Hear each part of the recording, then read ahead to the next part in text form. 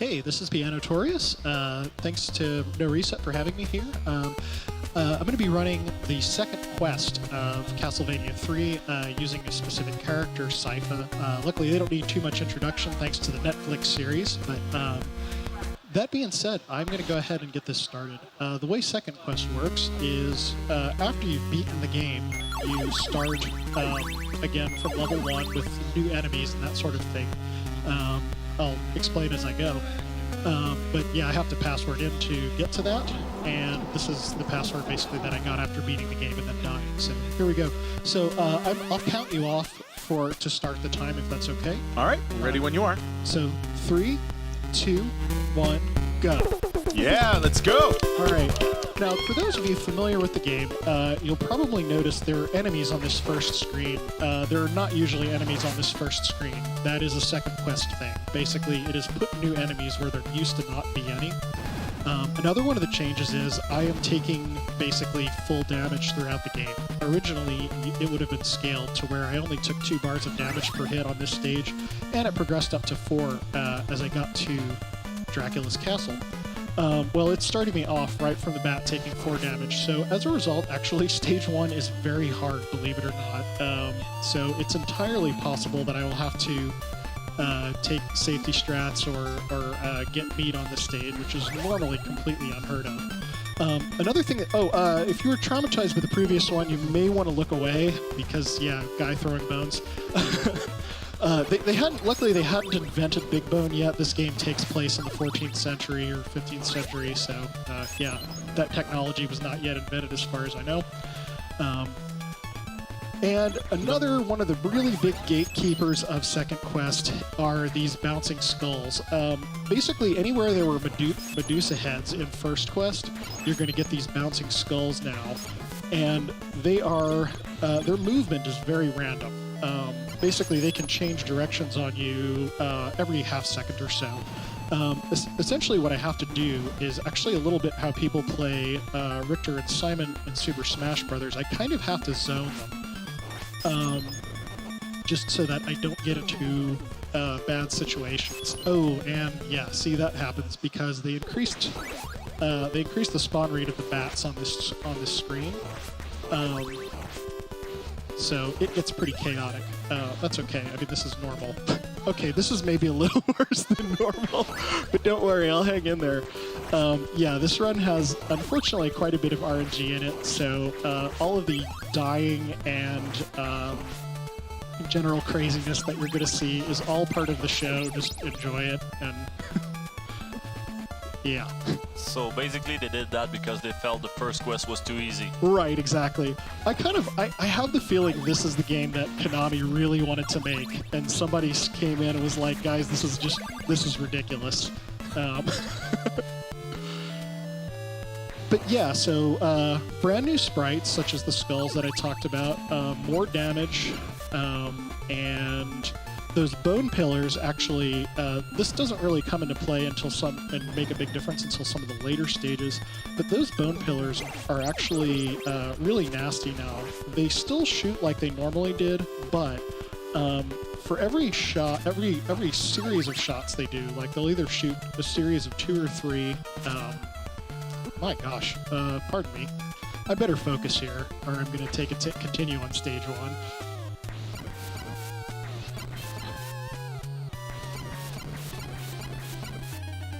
Not taking any chances here. We're not taking any more chances. Essentially, I forget what I was saying now.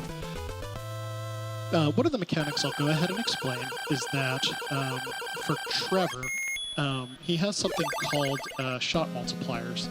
The way that works is that when I get those sub-weapons, such as the axe or cross or holy water, I can normally only have one of them on the screen at a time. But once I've hit enemies 10 times with that sub-weapon, the next candle that I break will drop a shot multiplier, which will allow me to throw 2 at a time, and then you can also get a triple shot. Ideally, I would have had a triple shot of holy water if I hadn't died, but, you know, stuff happens. However, now it's Sypha's turn. Sypha actually doesn't have shot multipliers. Her spells come out of the just when you immediately get them, they're already super powerful, so she doesn't really need that. That's actually one of the things that makes Sypha... Sypha's generally considered to be the easiest character to beat this game with casually, and a lot of that is because she powers up very quickly. But is she the easiest character? Is she the easiest character to use? Yeah. I would say so. Like, just mainly the easiest character to recover with. Both Grant and Alucard are... yeah, I'd say they take a little bit more getting used to. Mainly because, one, with Grant, you've got to deal with shot multipliers, and Alucard is just plain weird. Bless his heart. Okay, those owls, by the way, I was taking that pretty carefully because those things have a lot of RNG to them in terms of when they come out of the trees. They might wait a long time or they might spawn right away. And if I'm not careful, again, because I'm taking so much damage here thanks to the second quest rules, it's just one of those places where I have to not go too crazy. I wouldn't worry about that because I feel like anybody who played Ocarina of Time is not gonna be mad at you killing owls. Hey guys, we got a couple donations that came in, so just let me know when's a good time for them. Now is perfect. Go for it. Awesome. So actually we got a couple from the previous run, so I'm going to run through that real quick. Great. So we have the speaker who said, "Oh no, you don't. Fighter, it is." No, that was already read. My bad. Hey Tallman said, "Big Bone." Good luck on the run. When you get back, you know my place to celebrate. Then Darrenville. No, sorry. So what's with these names, man? They're super hard to say. Give Garden Trex a peck on the lips from me. Actually, probably, maybe don't do that. Duly noted. Then Kirby gave $2 and says, "Hey John, this is Jake Kirby. This is Jake. Kirby is the best video game character ever, and I'm sick of losing to you in Smash. See you when you get home, bruh." And then we have two $12 anonymous donations, and they both say, "Big Bone." I love the echo.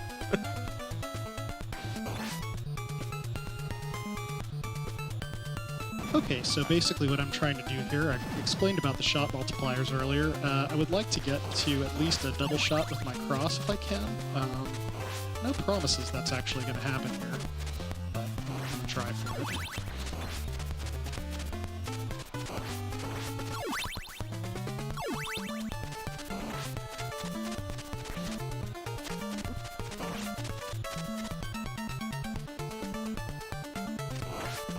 There we go. Oh, yeah, good. Recovery strats. Okay, this is interesting. Oh, actually, well, it won't be that bad. I'm going to take this guy out a really safe way. Oh, I get to show you one of my favorite things in this game. So, it would be a real shame if I got hit again and died, but I didn't die. And the reason is the game doesn't consider you dead until you've hit the floor after your final hit. So I let the Cyclops knock me back into the beat. So during the animation of flying backwards, Trevor consumed an entire wall meat and came back to life. So let's hear it for Trevor. Okay, that is nice. I didn't know that. Also, those who watched last year's marathon know you ran the exact same game? Yes. With Grant. With Grant. Which one is the hardest? Which one is the artist? Harder one between Grant and Sypha. I would say in second quest, actually, Sypha is harder. Mainly because Grant, due to his speed and lower profile, actually has, I would say, the best time dealing with these skulls and some of the various other challenges that you face in second quest. Sypha, you just have to play careful and hope sometimes. Basically, Trevor and Sypha, they handle like a truck. You know, they don't really have a lot of agility to get you out of trouble with. And Grant has that in droves.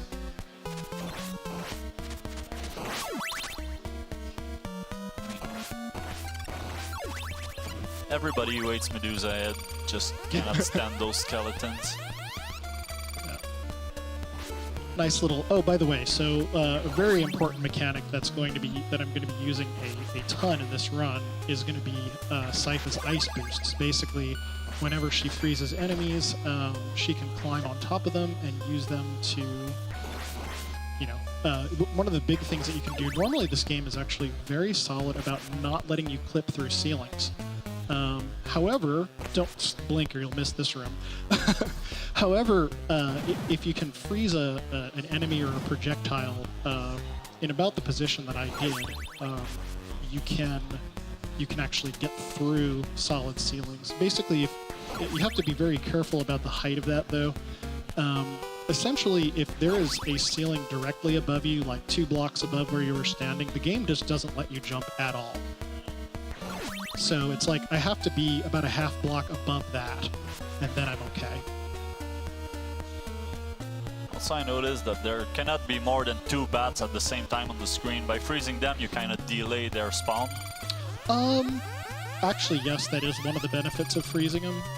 It's also just because compared to Sypha's staff, the freeze, it shoots out in all directions, so it's a little bit more reliable way of dealing with them. If that makes sense. Yeah. Okay. Very important ice boost coming up here. This saves a ton of time. Hopefully I'll get it right. And I got hit by the stupid bird. The birds are jerks. That's kind of the universal truism of speedrunning, and it definitely holds for this game. Yeah. Anybody who played Ninja Gaiden knows birds are jerks. Yeah. And there's more birds coming, don't worry. Yay.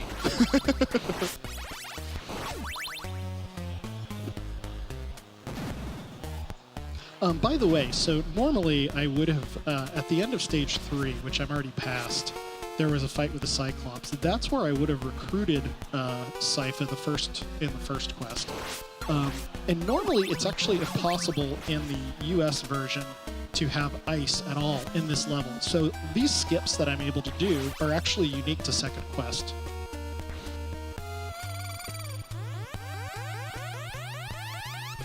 Normally you have to go down into a little basement area and then come back up.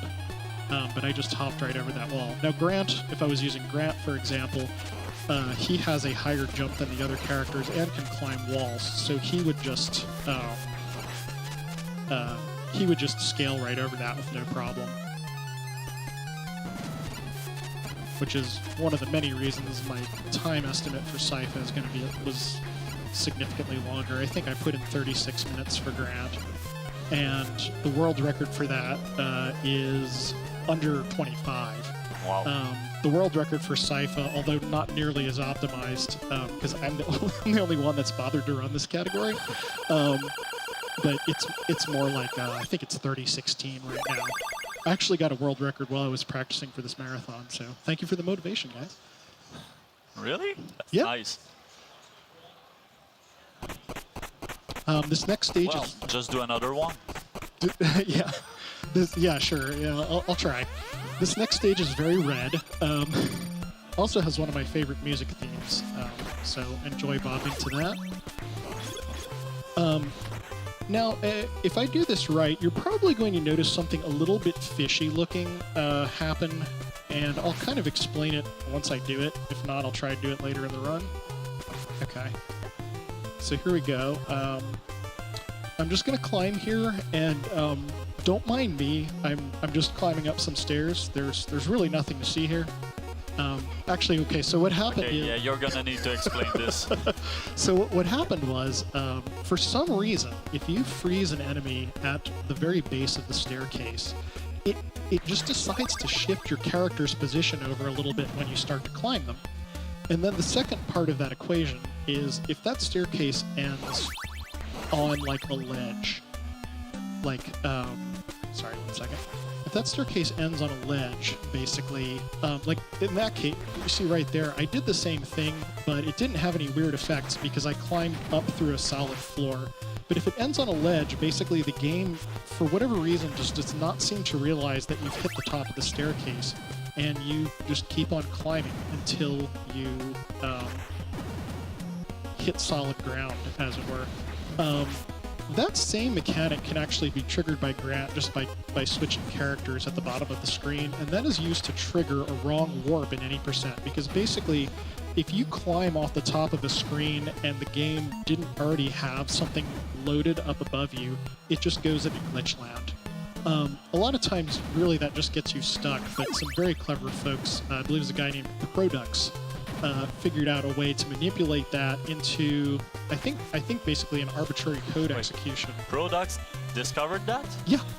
Do you know him? He's from Montreal. Oh, no kidding. Okay. Well, from Quebec. Yeah. He also discovered the wrong warp in Super Mario Bros. 3.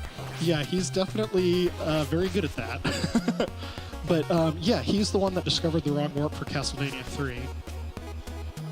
And once again, I did the same thing by freezing the axe line at the bottom of the stairs.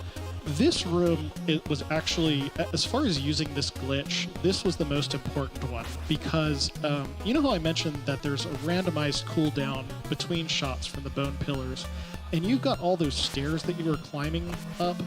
And for anybody that's played Castlevania like 1 or 3, you know that when you're on stairs, you have very little control over anything you do. Yeah.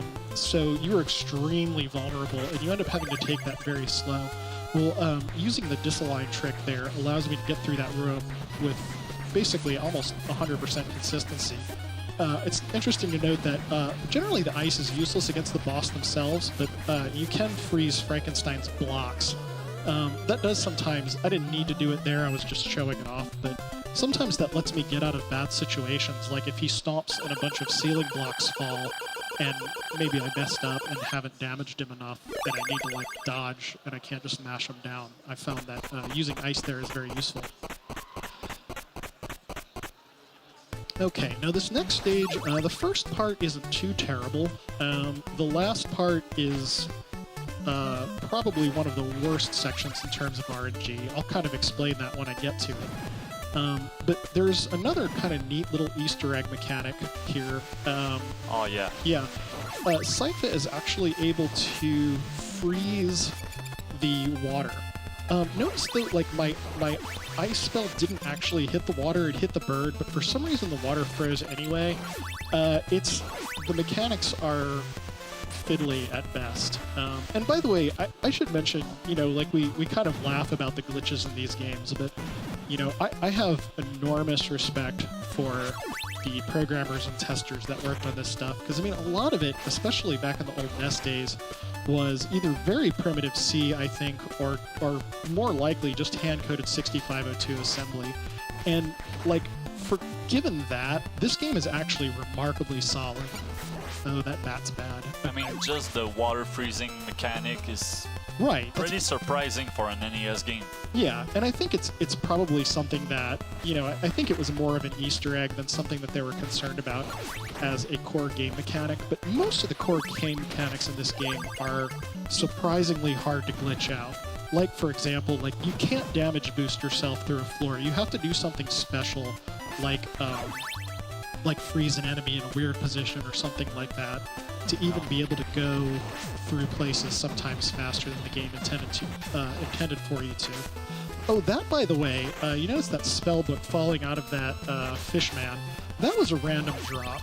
That is one of the real RNG banes of Castlevania 3 runners, especially if you're playing as Trevor a lot, because you do all this work getting, like a triple shot holy water, and then you get a random drop of like an axe or dagger or something that stinks, and all of a sudden you are going much slower. I should also mention the spawn locations of these guys are random, only in second quest. I found that was a very rude surprise when I started running second quest, because they are clockwork predictable in first quest. And, geez, they're not being kind to me. Oof. Oh no! That's okay, I can recover from this. I actually kind of expect to die there quite a bit, because again, there's a lot of RNG, and if I don't react to it perfectly, I can die pretty easily. Having a heart drop. Oh, by the way, okay, so these fishmen are another thing. In first quest, the spawn distances were fairly forgiving. In second quest, they spawn right in front of you, so if you're just trying to proceed, if you're just walking forward and trying to proceed like normal, you're going to get bounced around like a ping pong ball. Probably into the water, in fact. You have to really be on the very edge to hit that guy. The hitboxes are kind of funky.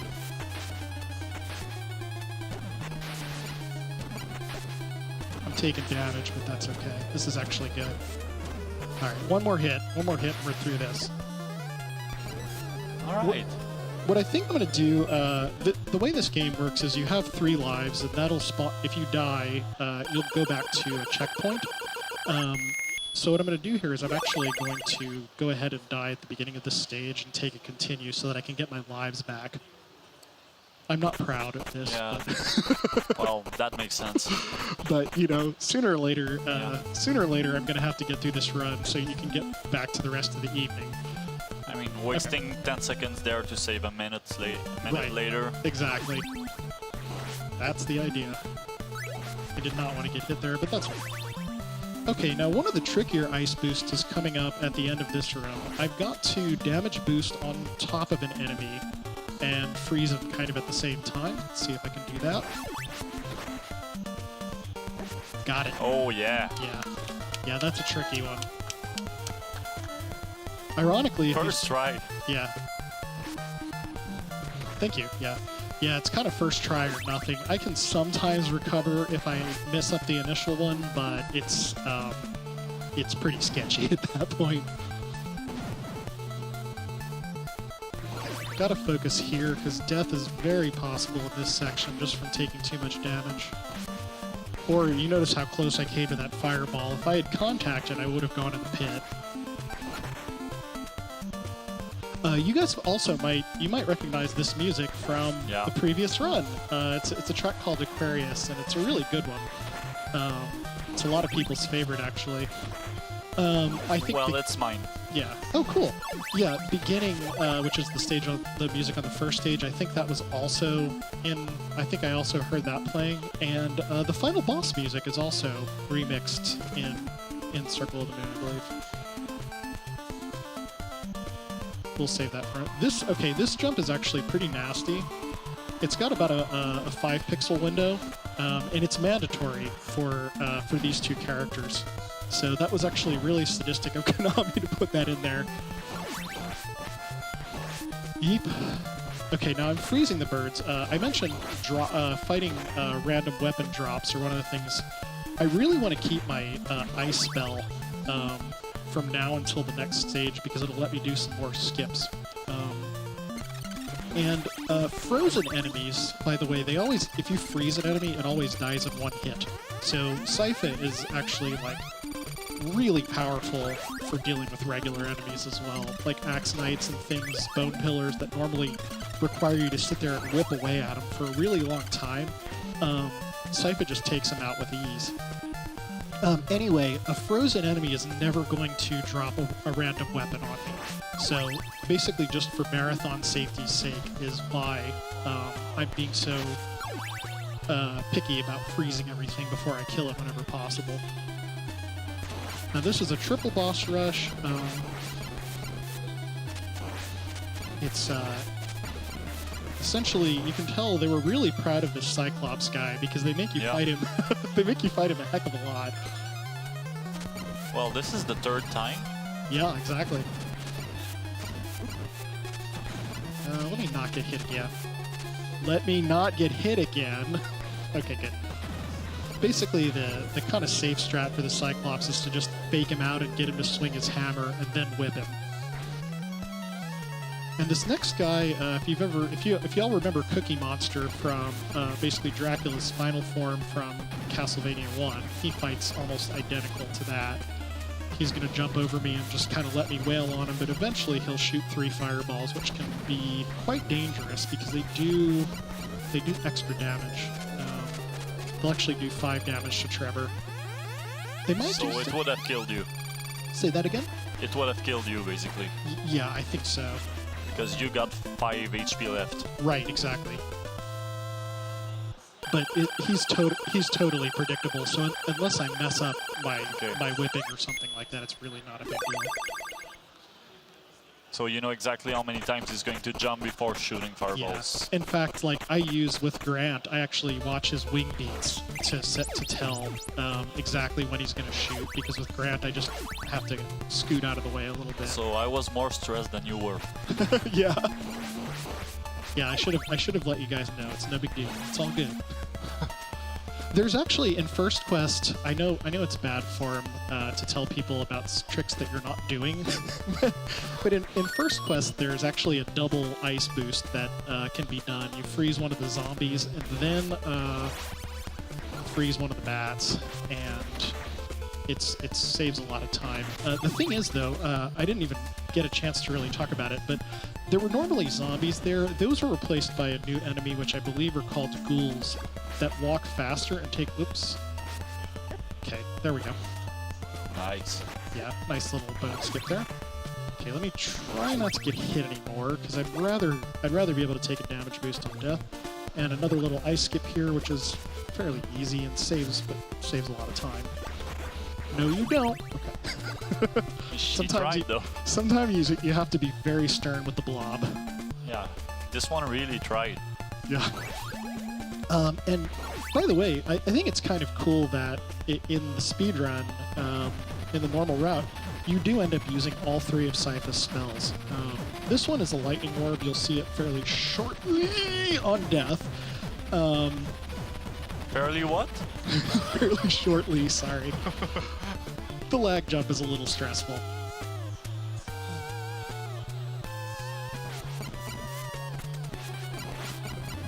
Yep, there we go.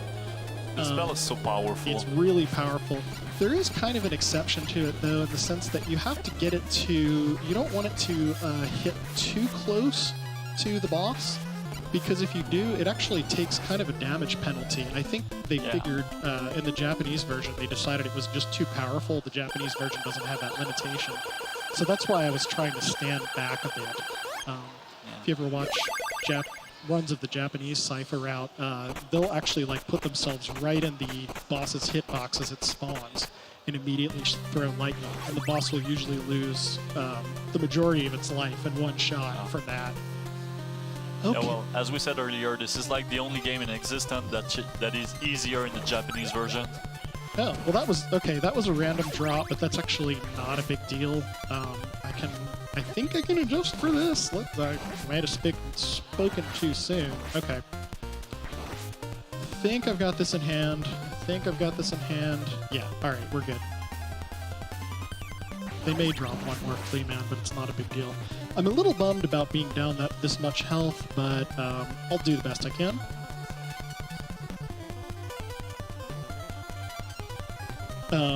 This track is called Riddle, and it's a lot of people's favorite as well. Definitely up there for me. One of the reasons I speedrun this game is just because I like the music so much. Castlevania always got great soundtracks. Yeah. This might be my second favorite series as far as soundtracks go. Oh, cool. So what's your first? Final Fantasy. Oh, okay. Yeah, that's a pretty rich. That's a pretty rich set of songs. Third place would be Mega Man. Yeah, that's also. Oh no, that okay. I know I'm not really original. Hey, I'm with you. I absolutely love both of those. Oh no, he shot when he died. That's okay. I'm actually kind of happy to have my health back here. This room is a bit of a nemesis in Second Quest. As I mentioned, the random timing and when the Bone Pillars shoot their second series of shots can be a problem because you end up getting shot from behind as you're trying to climb the staircase. And just extra damage is never a good thing. Nope. Especially not, basically in all these stages, it's like 4 hits and you're dead. See, that was actually a pretty friendly pattern. They really took their time shooting there. Let's see if I can clear the Axe Knight without getting hit. It's kind of tricky. Here we go. Boing! No, I didn't quite make it. Oh well. Close. Luckily I didn't have to. Basically, you have to manipulate them. The Axe Knights are actually like, they're kind of cowardly. They always walk away from you. So I try to get him all the way back, but it doesn't always work. Ooh!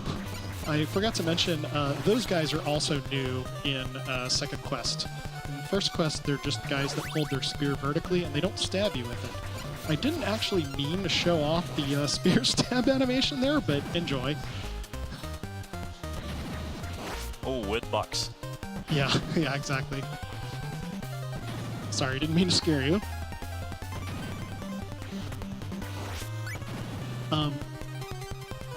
Yeah, it takes pretty careful routing to get that ice spell there, and I definitely need it for the upcoming bird skip, which is definitely one of the, in first or second quest, is one of the toughest tricks in the Cypher run.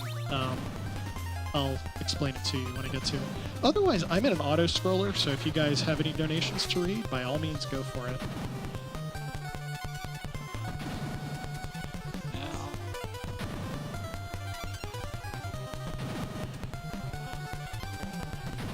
Or you know, if there's none, you can just donate.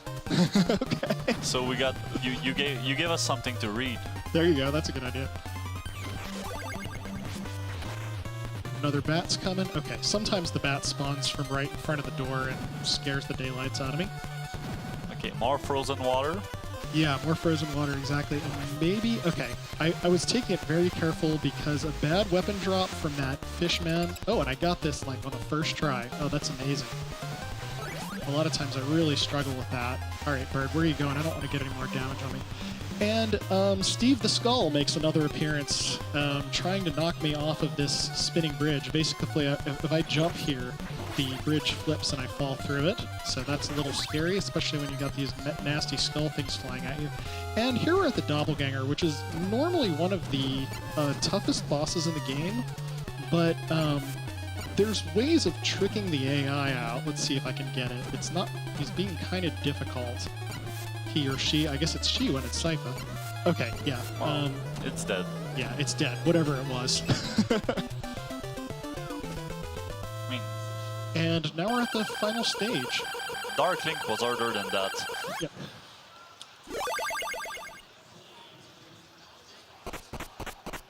Yeah. Yeah, sometimes. This next stage, I'm still having nightmare about this stage. Yeah. This is so hard. Even in first quest, I never did second quest. Yeah, and it does get even nastier in second quest, because once again, instead of the nice predictable Medusa heads, we have Steve the Skull once again. I just want to point out that this might be the first person I hear saying the nice Medusa heads. Play second quest for a little while. You'll start to miss them. Wow. Okay. I didn't mean to go all Waluigi on you guys there. But basically what I'm trying to do is stay toward the top of the screen to despawn as many of these guys as possible. Just mainly for survival's sake, but also because, at least at the very early part of it, it reduces some lag. This next room is really tough, and speedrun-wise, we basically just damage boost all the way through it. Boink. Bouncing off the back of that fireball is pretty tricky. You actually have to hit the very back half of the sprite for that to work, otherwise you get knocked the wrong way. And we'll pick up the ice because we've got a couple little more ice boosts to try here. The Last Supper? Yeah, this is one of my favorite. Yeah, that was the Last Supper. I totally knew that. Okay, I'm going to take a death here because I love that ice skip and I really want to get it. You still got like 8 minutes. You're fine. Yeah, no, this won't eat up much time. There we go. Wow. Yeah, I love that skip. The bat spawn rate is doubled now that I'm in second quest. So you notice I took a little walk over to the left there. That's because the second bot, if I basically stood there and waited to refreeze the first bat, the second bat will basically just be right on top of me while I'm trying to do that. So that's actually a pretty important manipulation. Otherwise, we are at the final boss. And it's actually Sypha's fire spell is it's kind of her most basic and common weapon, and it works really good against Dracula. Yeah, first form's just really tough, let me tell you. Sypha looks like she's really mad during this fight. Like, really mad. Okay, and now on to form 3. So get ready for time. Yeah, thank you. On the last hit. Yeah, I really want to kill him in one cycle of these blocks. Let's see if I can get it. Nope, I'm not going to get it because I missed. Oh well, that's okay. It's just a little bit of time. And we're done, but not yet. Don't time because we when you touch the orb. Yeah, exactly. We have to wait for the blocks to finish the cycle, and then we get the orb, and then it's time. So 3, 2, 1, time. Sub 34. That's actually, I'm very satisfied with that. That's a lot better than I expected. Yeah, so I want to give some shout outs to everybody in like the Castlevania Discord community. Thanks to everybody that hangs out in my channel and keeps me company while I'm running this stuff. And most especially, I want to give a shout out to my incredible wife, Amanda, who I think is watching right now. So I love you very much and miss you. So I'm glad Dreamhack comes to Dallas, so I don't have to be away from home for too long. So thank you guys for coming all the way out here from Montreal, right? Yep. Yeah.